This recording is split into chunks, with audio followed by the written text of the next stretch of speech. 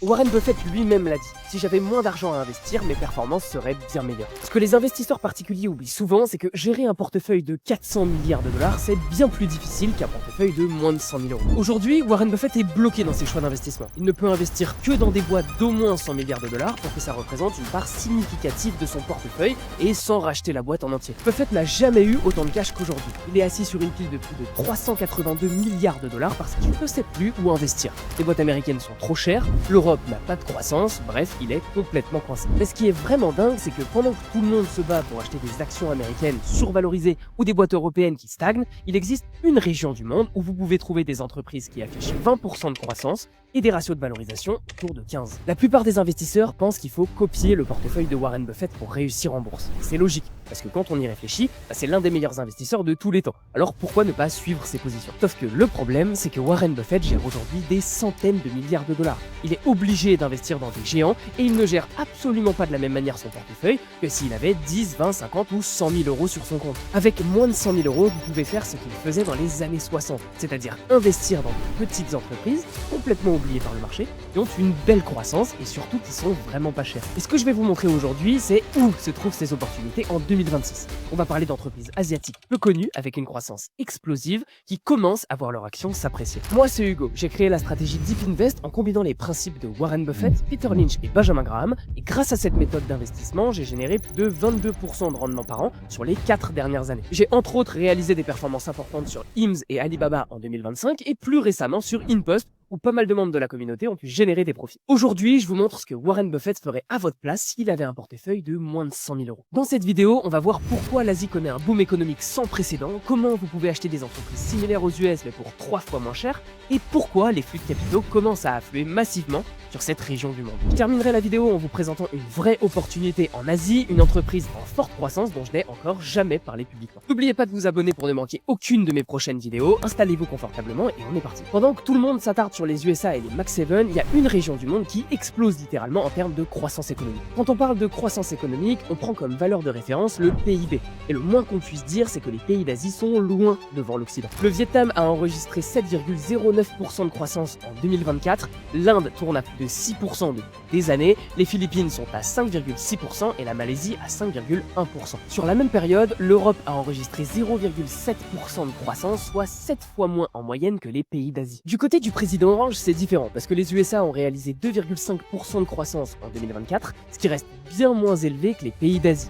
Mais regardons d'où vient cette croissance. Ce graphique nous montre que 35 à 45% du PIB US est généré par les Max 7 et leurs dépenses en CAPEX. Et ce chiffre va encore augmenter en 2026, étant donné la croissance de plus de 100% des CAPEX annoncés par les géants de la tech. La croissance des USA est donc beaucoup plus élevée qu'en Europe, mais dépendante en grande partie au secteur de la tech qui tire les chiffres à la hausse. Maintenant, demandons-nous pourquoi les pays asiatiques ont eu une si forte croissance. Pour faire simple, ces pays ont une démographie jeune, une classe moyenne qui s'enrichit et ils produisent en masse. Oui, exactement l'inverse que notre cher pays, la France. Le Vietnam fabrique nos iPhones pendant que l'Inde devient le hub tech du monde entier avec des centaines de data centers. Bref, ces pays investissent massivement dans l'avenir pendant que l'Europe devient le continent musée. Et cette croissance économique, elle se reflète directement dans les marchés boursiers. Prenez la Corée du Sud par exemple. Le Kospi, qui est l'équivalent du CAC 40, a fait plus de 76% en 2025. 76% de performance en seulement un an. Pour mettre ça en perspective, le Nasdaq a fait plus 20%, le S&P 500 a fait plus 16% et notre pauvre CAC 40 un petit plus 10%. Alors évidemment, la performance du Kospi a été exceptionnelle en 2025, mais malgré tout, ça montre l'attractivité grandissante des marchés financiers asiatiques. Il y a une vraie croissance économique en Asie qui s'étend sur quasiment tous les pays et surtout plusieurs secteurs. Pendant longtemps, les marchés asiatiques ont vécu aux dépens de l'Occident, mais on dirait que c'est en train de changer et très vite. Mais au-delà de la croissance économique, on voit des entreprises de qualité avec des niveaux de croissance complètement dingues s'échanger pour le tiers du prix des boîtes américaines. Ce que je vais vous dire maintenant, c'est pour moi le point le plus important de cette vidéo. Non seulement l'Asie a une croissance économique 3 à 4 fois supérieure à l'Occident, mais en plus, vous payez des entreprises 3 fois moins chères. Évidemment, ici, je parle de valorisation. Aux USA, les entreprises ont une bonne croissance, environ 15 à 20% en moyenne dans le secteur de la tech, sauf que les actions des entreprises se sont envolées ces dernières années. Et aujourd'hui, les valorisations sont ultra élevées. Donc oui, vous achetez des boîtes avec une bonne croissance, mais vous payez très cher pour cette croissance. Et comme vous le savez sûrement, dans ma stratégie d'investissement, je vise des boîtes en forte croissance, mais aussi peu cher. Aux États-Unis, le PER moyen du S&P 500 est aujourd'hui autour de 30, ce qui signifie que vous payez 30 années d'avance des bénéfices des entreprises. La moyenne du PER du S&P est de 16, donc à l'heure actuelle, le marché américain est 2 fois plus cher qu'en moyenne sur les 100 dernières années. En Europe, le PER moyen est de 18 avec une moyenne similaire aux USA autour de 16. Donc l'Europe est légèrement autour de ces moyennes, mais ça reste raisonnable comparé aux USA. Maintenant, allons voir ce qu'il en est en Asie. Le PER moyen de l'ETF de BlackRock iShares MSCI Emerging Markets Small Cap est de 16, soit dans sa moyenne historique. Sauf que quand on regarde la croissance des small caps à travers le monde, on voit que la croissance en 2025 des bénéfices par action est arrivée à 10% pour les small caps US, à 13% pour les small caps européennes et à plus de 18% pour les small caps asiatiques. Donc si on doit résumer la situation, du côté des US, on a des boîtes avec une croissance plutôt faible, de l'ordre de 10%, qui s'échangent à des prix complètement délirants. Alors qu'en Asie, on a accès à des entreprises avec une croissance de plus de 18% qui s'échangent dans leur moyenne de valorisation. Autrement dit, d'un côté, on a des boîtes moyennes qui coûtent cher, et de l'autre côté, on a des boîtes exceptionnelles qui coûtent pas cher. Et c'est exactement le type d'opportunité que Warren Buffett cherchait dans les années 60. Des entreprises solides, rentables, en croissance, mais que personne ne regarde parce qu'elles sont trop petites ou sur des marchés oubliés par les investisseurs. Est-ce que vous vous rendez compte que Warren Buffett a réussi à générer plus de 20% de rendement par an en moyenne dans les années 60, et ça sans Internet? Alors imaginez s'il avait eu accès à Investing Pro, l'outil phare de investing.com. En plus d'avoir accès au calendrier économique, au calendrier de résultats ou encore à toutes les news sur n'importe quelle entreprise, Investing Pro vous donne accès à Propix. Et Propix, c'est un outil ultra puissant. Vous allez retrouver ici plein de stratégies d'investissement qui sont pilotées par l'IA. C'est l'intelligence artificielle qui choisit les actions et qui décide d'ajouter ou d'enlever une action du portefeuille en fonction de son analyse. Par exemple, ici vous avez la stratégie sur Warren Buffett où l'IA choisit les meilleures actions parmi toutes celles présentes dans le portefeuille de Buffett et on voit que les backtests de la stratégie sont excellents. Historiquement, cette stratégie a apporté un rendement de 14,6% par an et surperforme très largement le S&P 500. Pour ceux d'entre vous qui cherchent les meilleures opportunités d'investissement, Propix c'est vraiment un excellent outil. Il vous donne une sélection ultra précise des meilleures opportunités du moment et vous n'avez qu'à regarder ce que fait l'IA. En plus de Propix, Investing Pro vous donne accès à un outil de recherche d'actions ultra ciblé ainsi qu'à Warren AI, qui est lié à de la plateforme et qui peut vous fournir une analyse fondamentale et technique ultra rapide sur n'importe quelle entreprise. Bref, pour ceux d'entre vous qui veulent gagner du temps et passer leurs investissements au niveau supérieur, Investing Pro c'est vraiment l'outil qu'il vous faut. Investing Pro est actuellement en promo à moins 50% spécialement pour le mois de février et grâce à mon lien vous obtenez moins 15% supplémentaire. Ça ne dure que quelques jours, alors profitez-en. Merci à investing.com de sponsoriser la chaîne et maintenant retournons à la vidéo. Les investisseurs du monde entier ne voient que par les US, donc tous les flux de capitaux vont là-bas et les opportunités exceptionnelles se créent ailleurs. Warren Buffett ne peut plus saisir ce genre d'opportunités parce que son portefeuille est beaucoup trop gros aujourd'hui. Mais vous, en tant qu'investisseur particulier, vous avez toutes les cartes en main aujourd'hui pour tirer profit de ce genre d'opportunités. Warren Buffett l'a dit lui-même, si j'avais moins d'argent, mes performances seraient bien meilleures. Évidemment, parce que faire 20% de performance sur un portefeuille de 400 milliards, c'est bien plus difficile que de faire 40% sur un portefeuille de 50 000 euros. Beaucoup de membres du club surperforment le marché depuis des années, et ça grâce à des opportunités comme celle-ci, qu'on partage au quotidien d'ailleurs. Je vous mets le lien en bio pour ceux qui voudraient rejoindre le club. Maintenant qu'on a vu que la croissance est forte et que les valorisations sont hyper intéressantes en Asie, vous vous demandez sûrement si c'est le bon moment. Est-ce que d'autres investisseurs ont vu l'opportunité? Est-ce qu'on voit déjà des signes qui montrent que les capitaux se dirigent vers l'Asie? Voilà quelques informations qui sont très intéressantes pour répondre à ces questions. Les flux de capitaux commencent à arriver massivement sur l'Asie, mais on est encore au début. Regardez les chiffres. Le MSCI Emerging Markets, donc l'indice qui regroupe tous les marchés émergents, a réalisé une performance de plus de 33,57% en 2025. C'est sa meilleure année depuis 2017, où il avait réalisé plus 37,28%.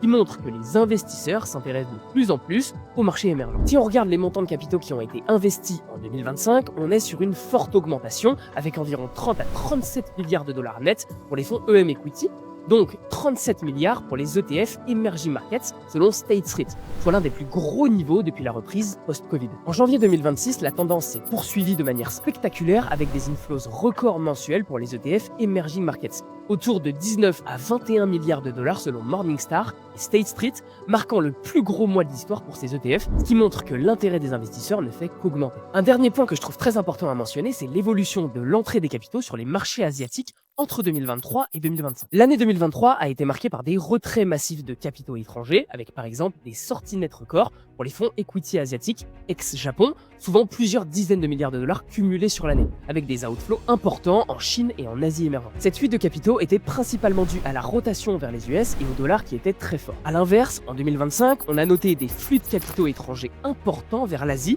marquant la fin de la période de fuite de capitaux de l'Asie et un réel tournant vers une arrivée massive de capitaux dans cette région du monde. On voit donc un afflux massif de capitaux vers les marchés asiatiques, et ça c'est super positif pour nous en tant qu'investisseurs, parce que ça signifie que le momentum est à l'achat sur ces marchés désormais, et que le momentum continue de croître trimestre après trimestre. Et quand on regarde ce qui se passe sur les marchés actions, eh bien on voit que la Corée du Sud a fait plus 76% en 2025, c'est la meilleure performance mondiale, très loin devant le Nasdaq, le S&P 500 ou n'importe quel autre indice. Les grands gérants de fonds internationaux ont commencé à bouger leurs capitaux. Charles Gave en a d'ailleurs parlé à de nombreuses reprises et c'est loin d'être le seul à considérer les marchés émergents comme une vraie opportunité pour les 5 prochaines années. Sauf qu'il ne faut pas attendre que tout le monde soit positionné pour y aller. Le bon moment, c'est maintenant, tant que peu de gens s'y intéressent et que les valorisations restent aussi intéressantes. Alors à ce moment de la vidéo, vous devez sûrement vous demander à quoi ça ressemble une small cap asiatique avec une bonne croissance et surtout une valorisation hyper intéressante. Eh bien, pour terminer cette vidéo, je vais vous présenter une opportunité que j'ai découvert il y a quelques mois et que j'ai partagée aux membres du club déjà plusieurs fois. Sea Limited, c'est un conglomérat basé à Singapour avec 3 activités principales. Déjà son segment Shopee, qui est l'une des plus grosses plateformes de e-commerce en Asie. Ensuite, son segment Gaming avec Garna, qui a développé le plus gros jeu de Battle Royale au monde, qui est Free Fire. Et enfin, son segment FinTech, Money. Pour les plus fidèles d'entre vous, vous aurez remarqué que cette entreprise ressemble pas mal à Mercado Libre. Meli et Sea Limited ont des business très similaires, mais évoluent dans 2 régions du monde différentes, même si Sea Limited a quelques activités au Brésil. Au moment où j'écris ces lignes, l'action s'échange autour des 110 $, alors qu'il y a quelques mois, elle était à plus de 190 $. L'action a chuté depuis début 2026 parce que Trump a menacé de nouveaux tarifs douaniers et tous les investisseurs ont paniqué et vendu massivement les valeurs asiatiques. Résultat, Sea Limited a perdu 40% en seulement quelques semaines, mais les fondamentaux de l'entreprise, eux, n'ont absolument pas bougé. Quand on regarde les chiffres du dernier trimestre, au Q3 2025, Sea Limited a réalisé 6 milliards de dollars de chiffre d'affaires en croissance de plus 38% sur un an. L'EBITDA ajusté est arrivé à 874 millions de dollars en hausse de plus 68% sur un an. Et depuis 2017, Sea Limited a fait croître son chiffre d'affaires de 66% par an en moyenne. Alors oui, ils ont fait un peu de dilution, mais même si on regarde la croissance du chiffre d'affaires par action, c'est plus 53% par an en moyenne sur 8 ans. Donc même en tenant compte de la dilution, Sea Limited a une croissance exceptionnelle et c'est aujourd'hui une entreprise rentable avec une croissance qui se maintient au-dessus de plus 30% par an. Maintenant, regardons rapidement sa valorisation pour savoir si on paye cher ou non pour cette croissance. L'entreprise s'échange aujourd'hui pour 14 fois son free cash flow. Pour vous donner un ordre d'idée, Air Liquide, c'est 8% de croissance par an et un ratio prix sur free cash flow de 35. L'action ci se paye donc très peu cher aujourd'hui, compte tenu de sa croissance soutenue depuis des années. C'est le niveau de valorisation le plus bas de toute l'histoire de Sea Limited. En 2021, pendant le bull run tech, l'action se payait de 80 à 100 fois le free cash flow, alors qu'aujourd'hui, les investisseurs payent 14 fois le FCF. Mon analyse complète sur Sea est disponible dans le club pour ceux qui veulent tous les détails sur les risques, les projections de croissance et surtout comment j'ai construit la position dans mon portefeuille. Mais ce que je veux que vous reteniez, c'est que Sea Limited, c'est l'exemple parfait d'une entreprise qui évolue sur des marchés en pleine expansion.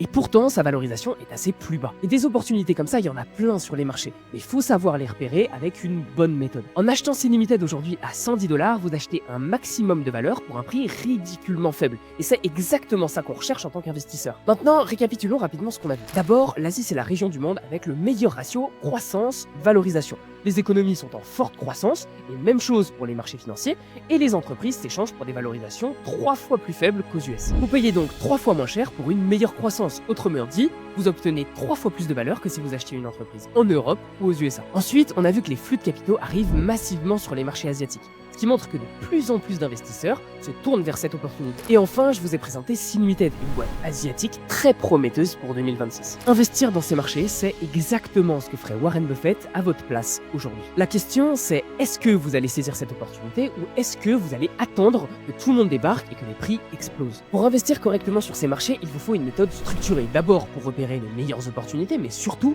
pour construire votre portefeuille correctement, en minimisant le risque et en maximisant vos rendements. Pour ceux qui n'ont pas encore de méthode structurée et qui veulent apprendre une méthode d'investissement éprouvée qui se base sur les concepts des plus grands investisseurs de l'histoire comme Warren Buffett ou Peter Lynch, je vous recommande de checker la méthode Deep Invest qui est dans la description. J'espère que cette vidéo vous aura plu et surtout qu'elle vous aura ouvert les yeux sur l'énorme opportunité que représente les marchés émergents aujourd'hui. Dites-moi en commentaire si vous investissez déjà sur les marchés émergents et si vous ne le faites pas encore, pourquoi. Likez la vidéo et abonnez-vous si ça vous a aidé. Et maintenant, je vous laisse avec cette vidéo que l'algorithme aura choisie spécialement pour vous. C'était Hugo. Ciao.